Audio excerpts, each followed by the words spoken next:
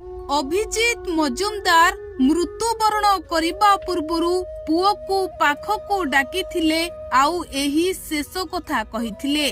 दर्शक बंधु पुओ को पाखकू डाकी हाथ को धरिथिले आउ एही शेष कथा कहिबा परे आखि बुझिथिले। एते बड़ दुनिया रे अभिजित मजुमदार तांको पुओ आउ स्त्री को भारी भल पांती।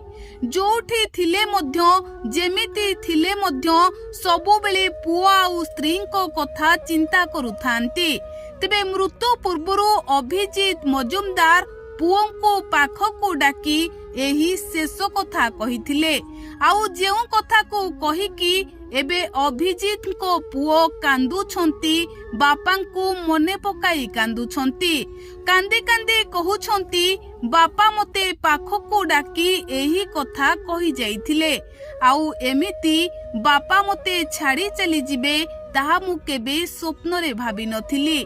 बापा केवल मो बापा नथिले, से मो बंधु थिले, से मो सांग थिले आउ सबु बेले मो साथीरे मजा मस्ती करुथिले। मते भल मनीष हेबाकू शिक्षा देउथिले आउ मते बहुत अधिक भल पाउथिले। मु मो बापांको सहित सांगंको भली मिसुथिली। मो बापा मते गोटिए मुहूर्त न देखिले रही पारंती नाही।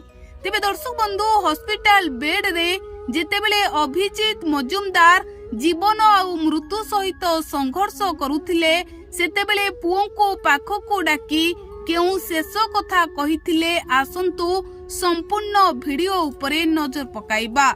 दर्शक बंधु अभिजित मजुमदार को हराई कांदुछि सारा ओडिशा।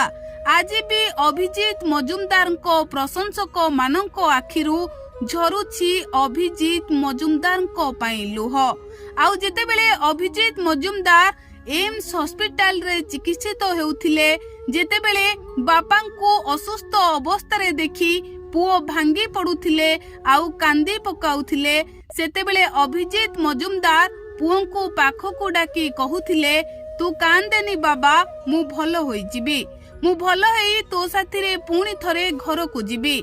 आमे बाप पुओ दुहे मिसी पुणी थरे मजा मस्ती करिबा। आउ यही कथा सुनिला परे अभिजित मजुमदार को पुओ खुशी होई जाउथिले।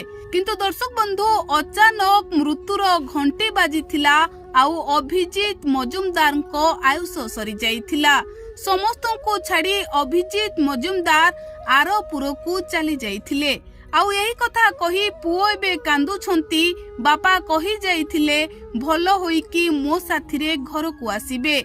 बापा मोर सांग थिले, बापा मोर बंधु थिले, मु एबे बापांको बिना केमिति बंचिबी कही कांदु छंती अभिजित मजुमदार को पुओ।